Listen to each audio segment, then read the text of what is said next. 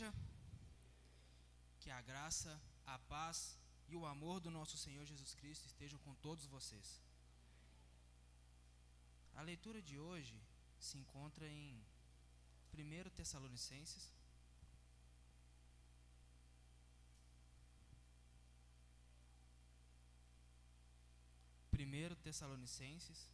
capítulo 4, a leitura é a partir do versículo 9.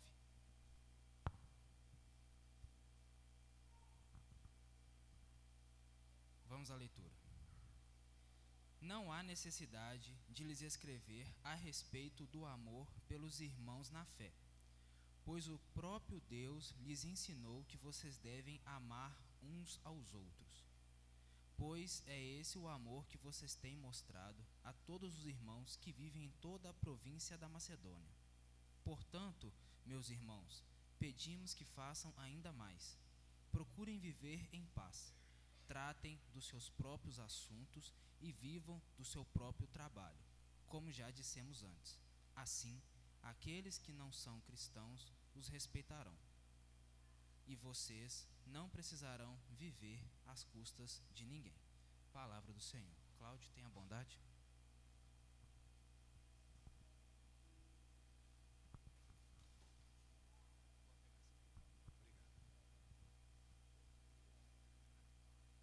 Muito bom dia a todos.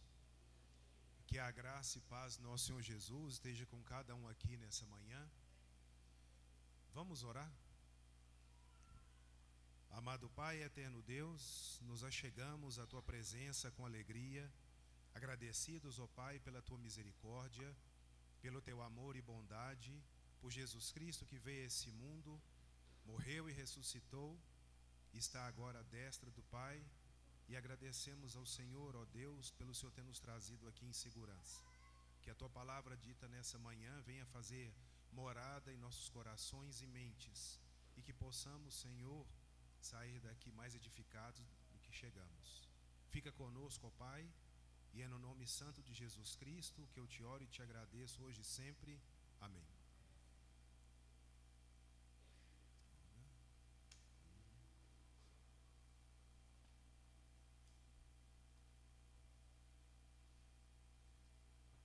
Muito obrigado, Mateus, pela leitura.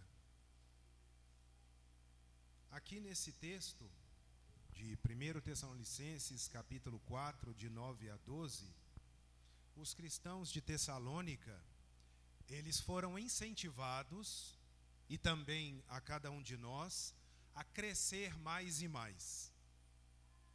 Assim como as demais cartas do Novo Testamento, 1 Tessalonicenses é uma carta que incentiva o crescimento do cristão na boa conduta. Os cristãos jovens, fiéis e amorosos, aos quais essa carta foi destinada, eles foram instruídos a evitar a imoralidade e buscar a santidade.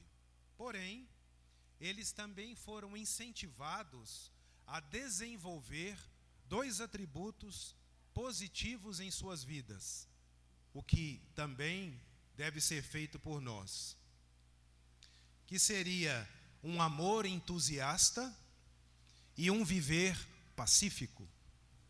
Essas qualidades teriam um bom efeito, principalmente sobre as pessoas que estavam ao seu redor, pois assim o Evangelho seria demonstrado em suas vidas. Amar e viver como Deus quer devem ser características que devemos desenvolver como parte do nosso crescimento na caminhada cristã.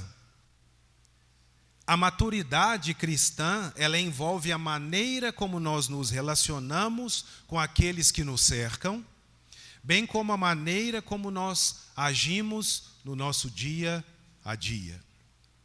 Quando olhamos o versículo 9 e o versículo 10 do texto lido, Paulo mostra para eles e também para nós que devemos crescer em amor. Estamos, de fato, crescendo em amor? às vezes pode ser complicado responder essa pergunta. Por quê? Porque às vezes ficamos constrangidos porque nessa área nós não tentamos ou não fazemos nada para desenvolver. Às vezes é desagradável responder essa pergunta porque pensamos equivocadamente que não é da nossa natureza sermos amorosos. Essa pergunta também às vezes pode causar tristeza ou estranheza porque cremos que já somos servos e servas amorosos. Mas de qualquer maneira, esse é um mandamento direto de Jesus. Como diz lá em João 15, verso 12. E se você olhar na primeira carta de João, capítulo 5, verso 3, ele vai dizer que os seus, de Jesus, mandamentos não são penosos. E nós, muitas vezes, achamos que eles são penosos e não agimos como deveria. No texto lido aqui, no versículo 9, quando ele diz, no tocante ao amor fraternal, o original diz Filadélfia, que seria um amor fraterno, o amor entre os irmãos. No grego do Novo Testamento, essa palavra ela é usada apenas com respeito aos irmãos, aos cristãos, às congregações, aos irmãos que devem ter esse amor uns pelos outros, o qual mostra o desenvolvimento de uma vida espiritual comum, de acordo como Deus assim deseja.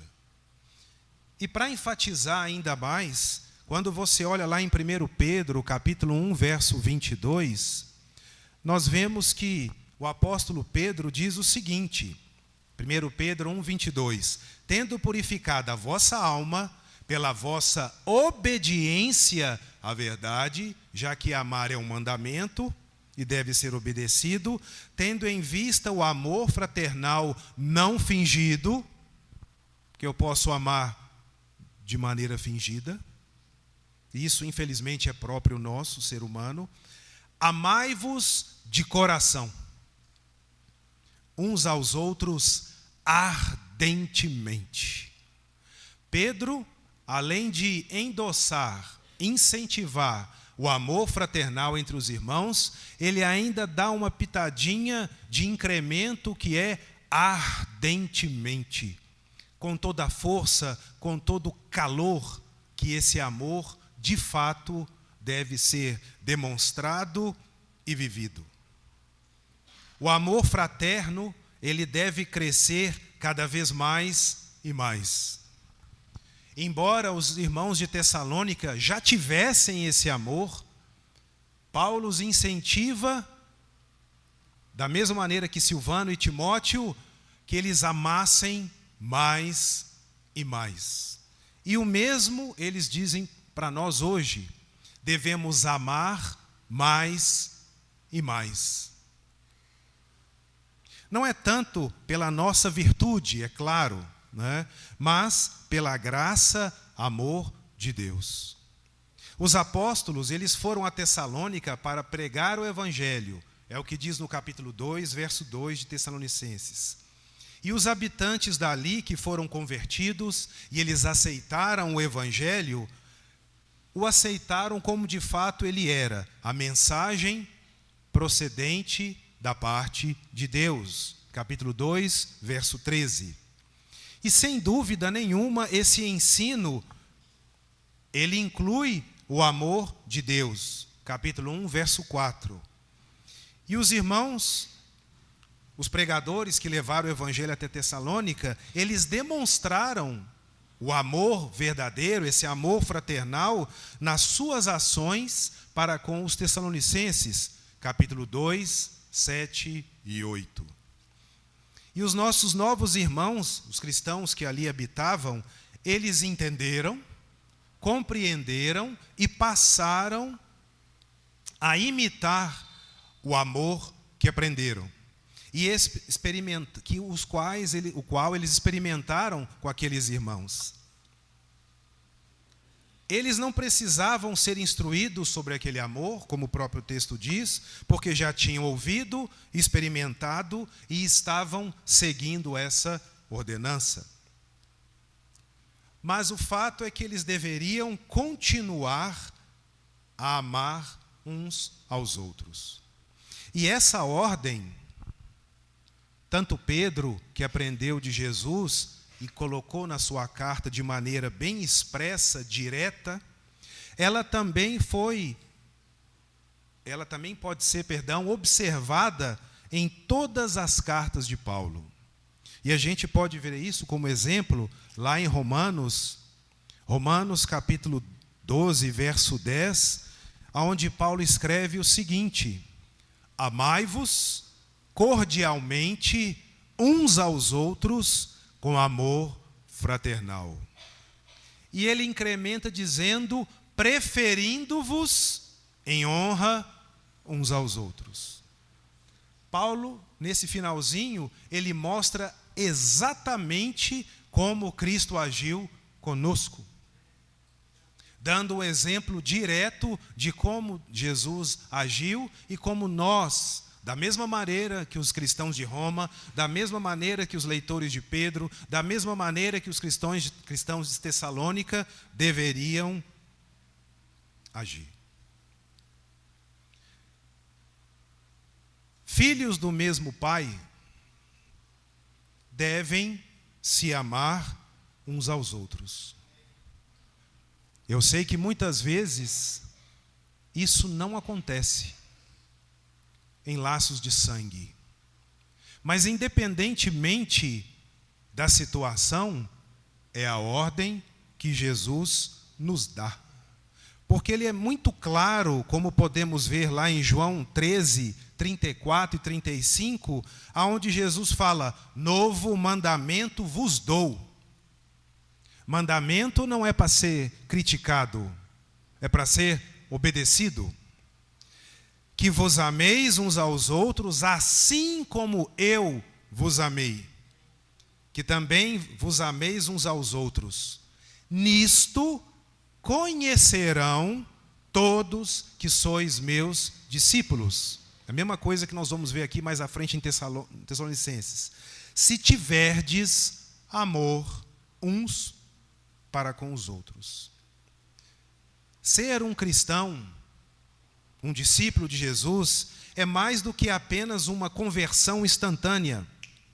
Ele é um processo diário pela qual eu e cada um de nós devemos nos tornar cada vez mais parecidos com Jesus.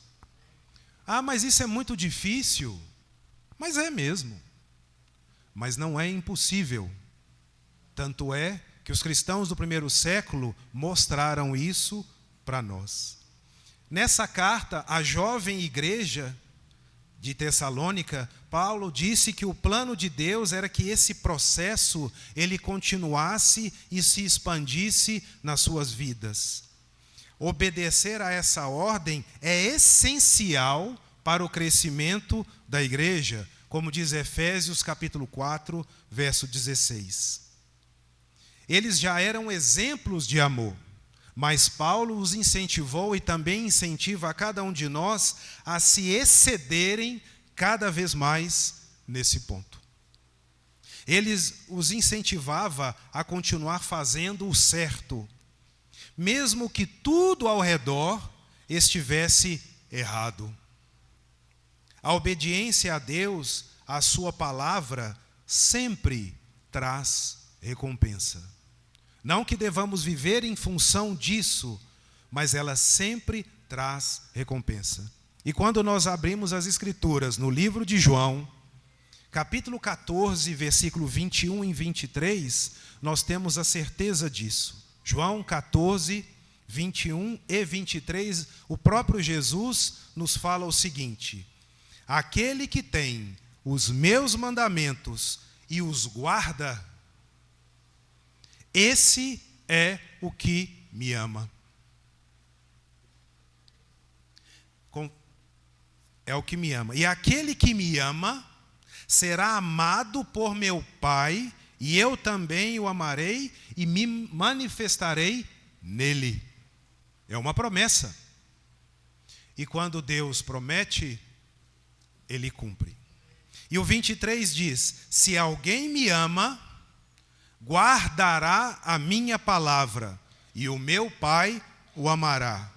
Viremos para ele e faremos nele morada. O contrário também é verdade, porque uma coisa puxa a outra. Se eu não amo a Jesus, eu não guardo a sua palavra, o Pai não me ama e Ele não vai vir fazer morada na minha vida. Essa é a importância que Paulo queria mostrar para os cristãos de Tessalônica e também para cada um de nós. Aqueles cristãos foram elogiados pelo amor que tinham uns pelos outros e também pelas congregações próximas naquela província, como Bereia e também lá em Filipos. E esse incentivo de crescer em amor, ele já tinha sido mencionado no capítulo 3, no verso 12, mas mesmo assim, Paulo achou importante que isso fosse repetido. Os destinatários dessa carta não estavam sendo criticados por terem pouco amor, por ter um amor morno, por ter um amor frio, se é que pode ter isso.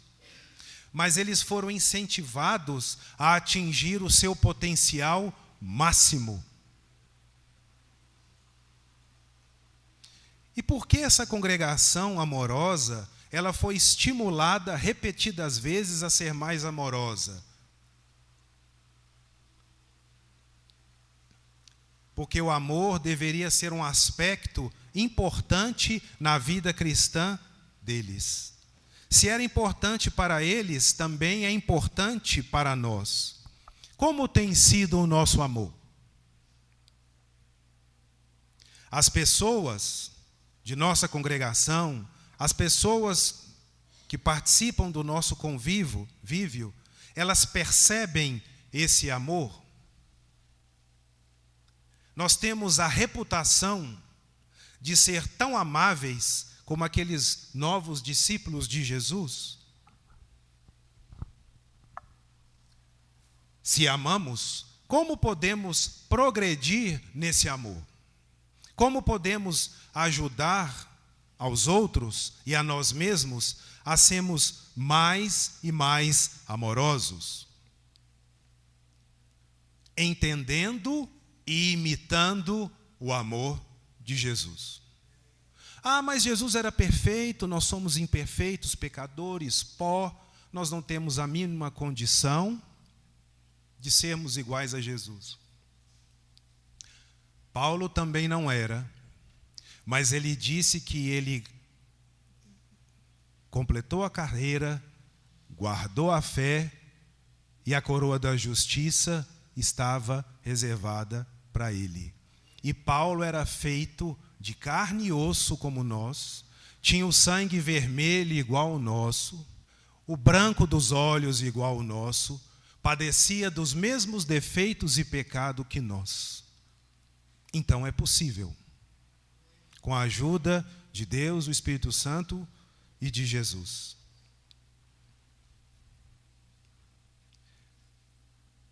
Além disso, Jesus, ele pediu a seus discípulos que se amassem uns aos outros, de que forma? Como eu vos amei.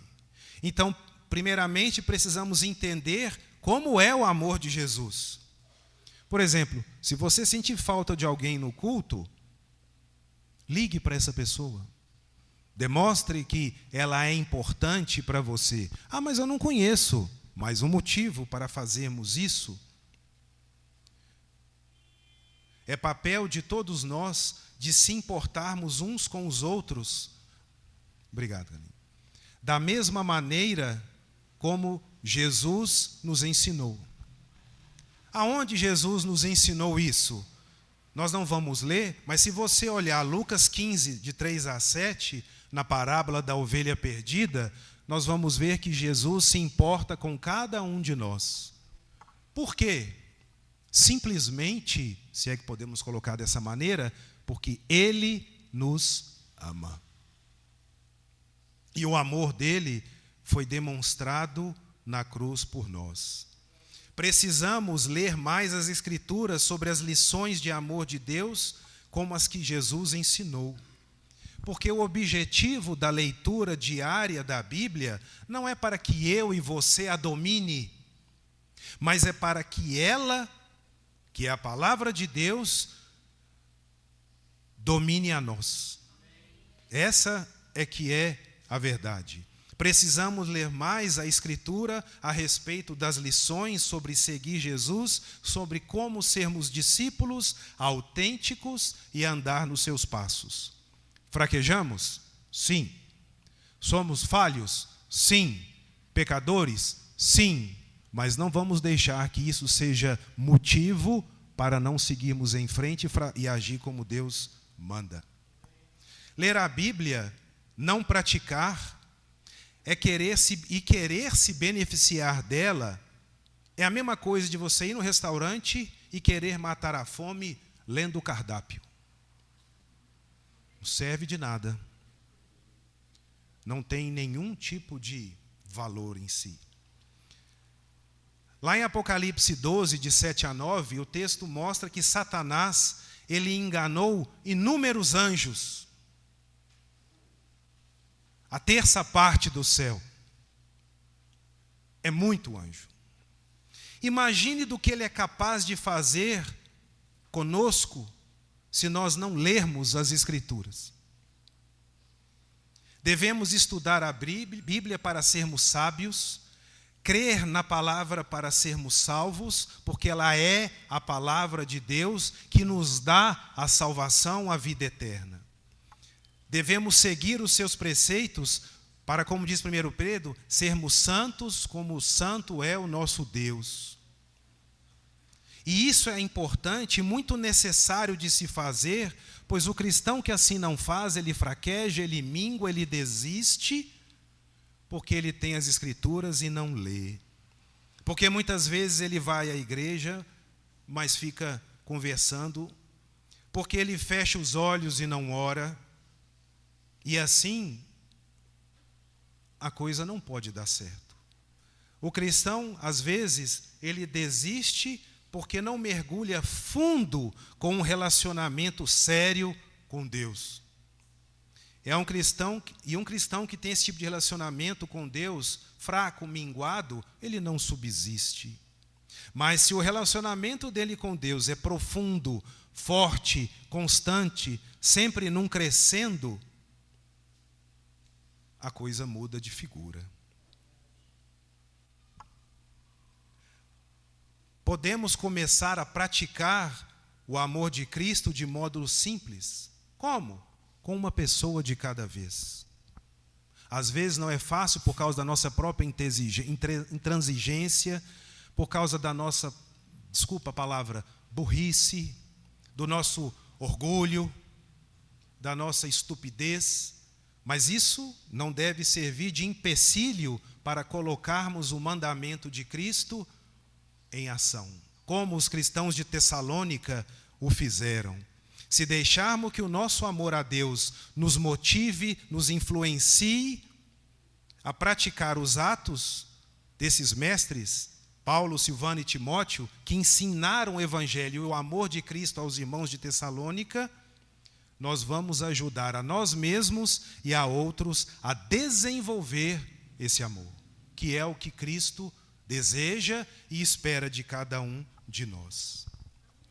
Além disso, Paulo incentiva os irmãos lá de Tessalônica a crescer no viver cristão.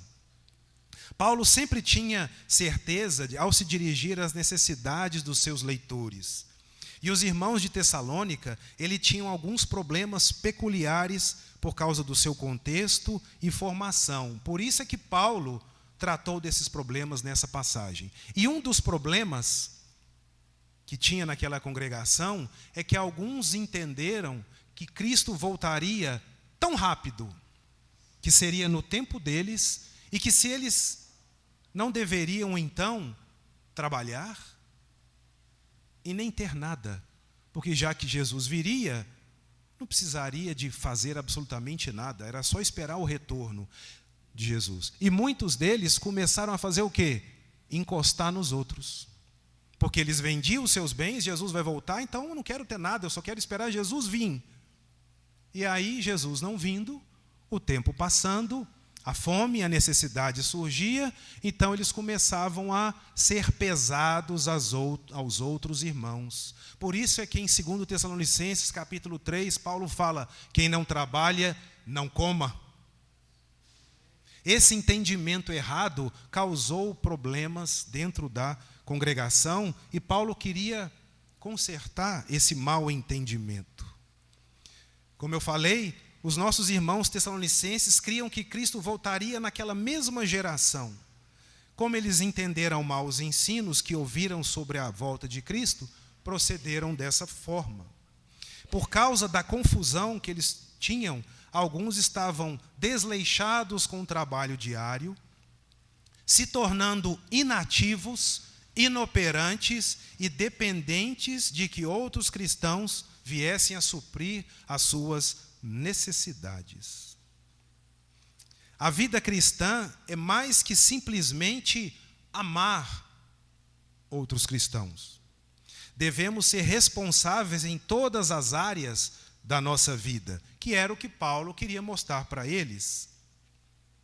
Alguns dos cristãos tessalonicenses adotaram uma vida de ociosidade, dependendo de doações de outros irmãos. Alguns gregos desprezavam o trabalho manual, achando que aquilo era algo desprezível, cabível somente a escravos. Eu não vou trabalhar, não.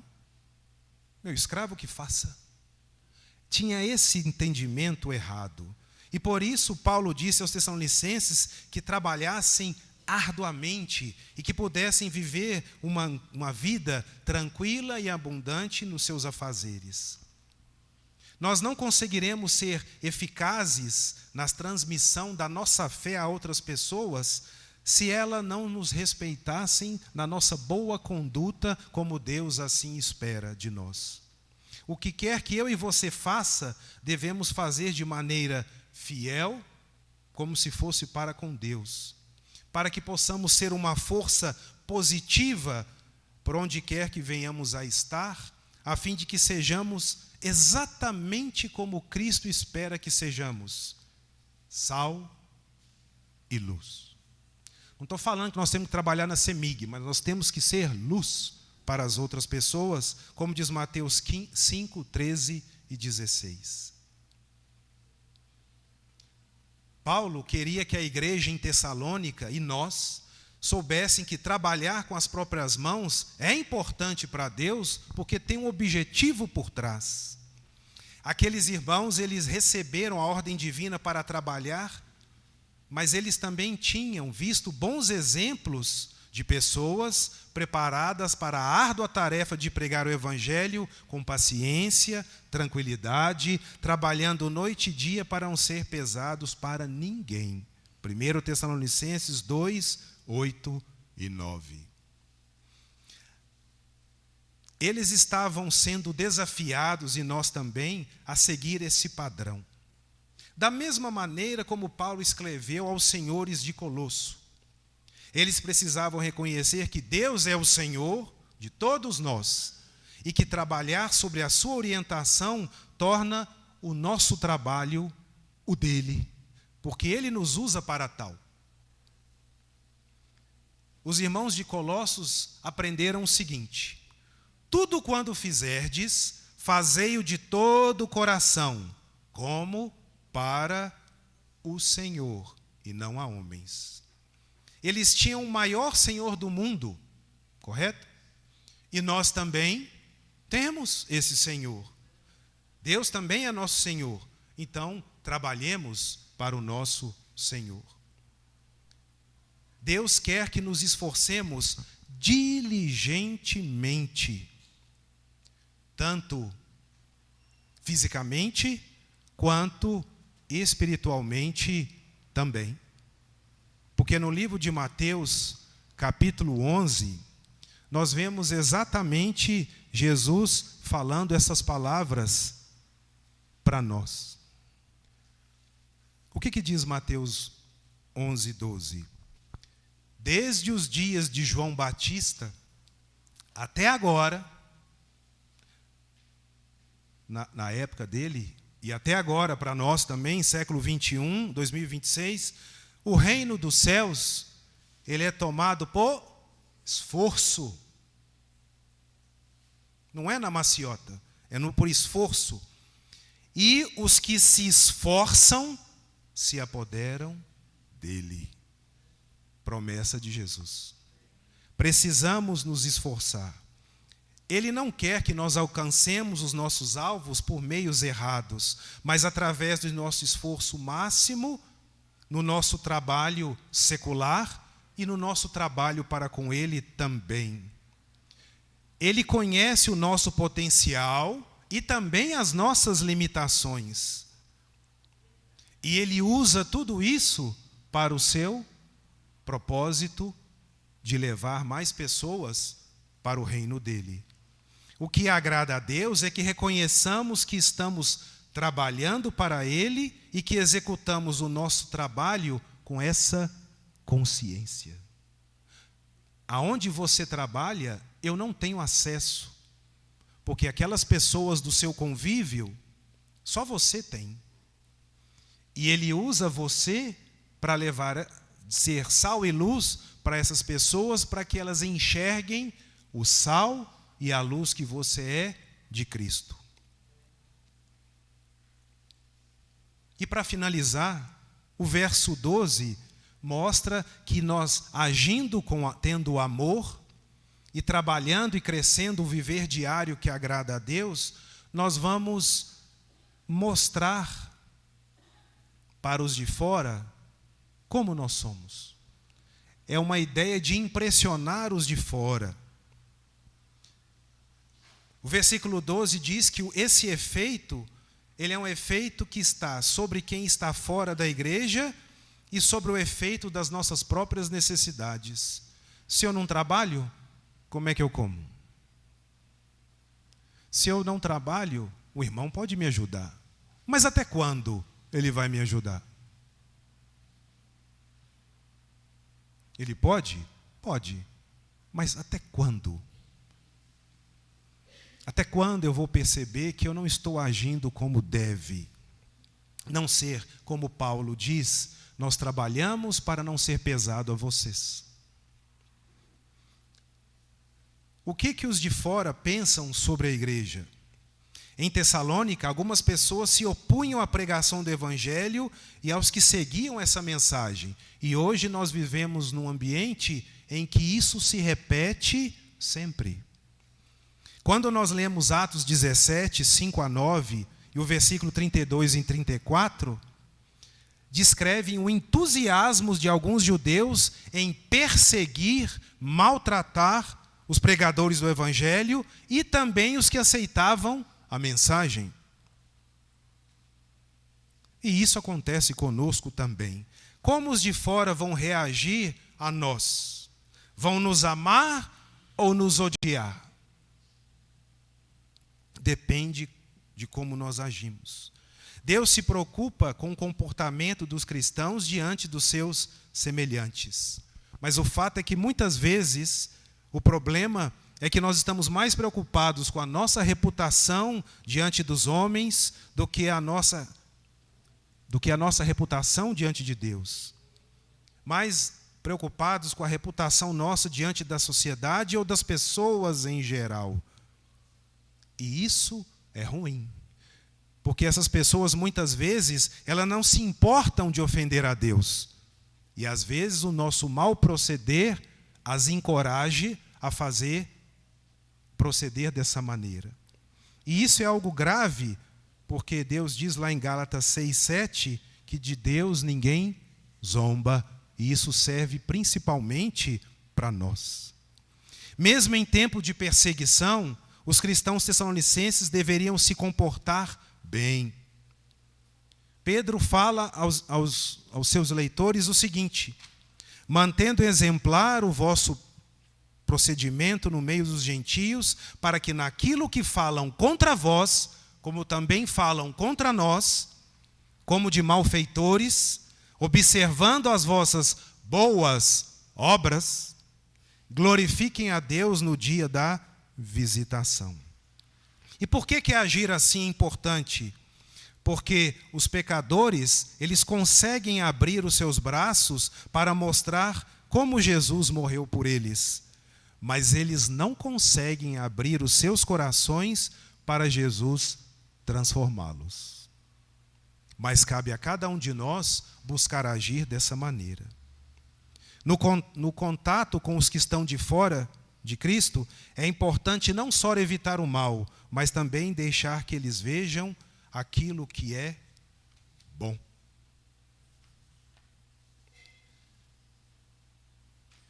Praticando esse comportamento correto, eles e nós demonstraram aos outros como Deus é e como deve ser o seu povo, além de poderem agir e mostrar à sociedade como os irmãos cuidavam cada um de si com amor.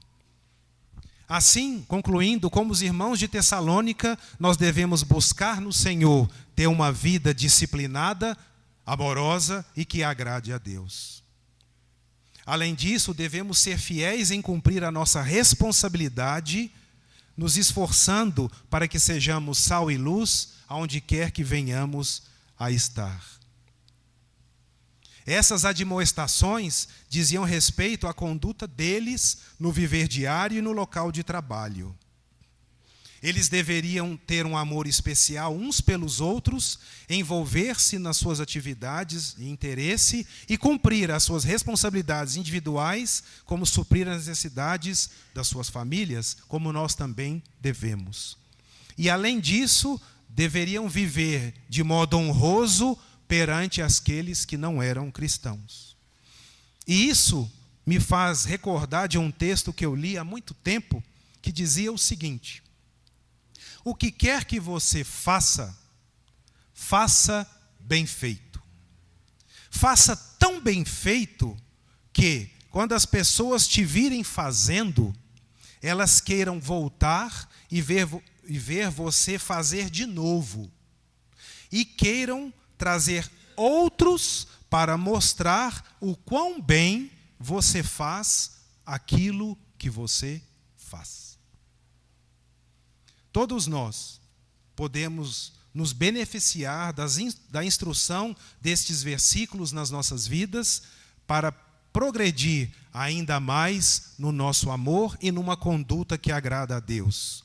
Através do amor, nós podemos ser o melhor incentivo para os nossos irmãos e para aqueles que não conhecem a Cristo. E através de um trabalho vivido como para o Senhor, nós podemos não só suprir as nossas necessidades, mas também sermos a melhor influência sobre aqueles que estão fora da família de Deus. Que Deus possa nos abençoar a sermos mais amorosos e a vivermos uma vida de exemplo, de disciplina e de obediência à palavra do Senhor nosso Deus. Que Deus nos abençoe.